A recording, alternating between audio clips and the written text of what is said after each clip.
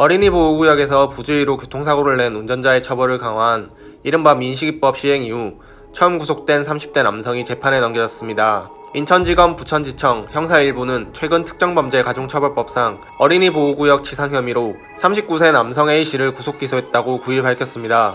검찰은 A씨에게 도로교통법상 무면허 운전 및 자동차 손해배상 보장법 위반 혐의도 적용하고 사고 당시 차량에 함께 탔다가 자신이 운전자라며 거짓말을 한 그의 여자친구 25세 B씨는 범인 도피 혐의로 불구속 기소했습니다.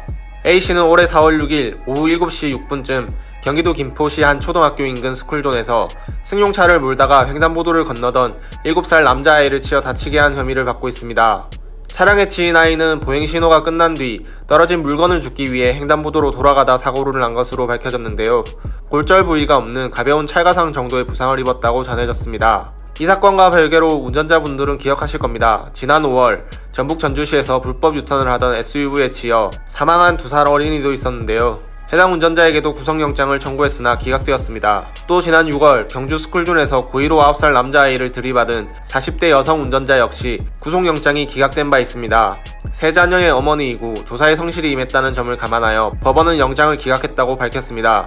다만 차이가 있는 것은 경주 스쿨존 고의사고의 경우 경찰은 민식이법이 아닌 특수상해 혐의를 적용해 구속영장을 청구했었습니다. 그렇다면 첫 구속 기소된 A씨의 경우 어떤 점 때문에 구속이 결정된 것인지 궁금하실 텐데요.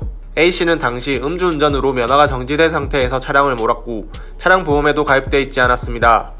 또 스쿨존 규정 속도인 시속 30km를 넘겨 40km 이상의 속도로 운전을 한 것으로 확인됐습니다. 그리고 동승했던 여자친구가 자신이 운전자라고 거짓말을 하는 등 종합적으로 고려해봤을 때 죄질이 매우 불량하다고 생각되어 법원은 증거인멸과 도주우려 등을 이유로 구속영장을 발부했습니다.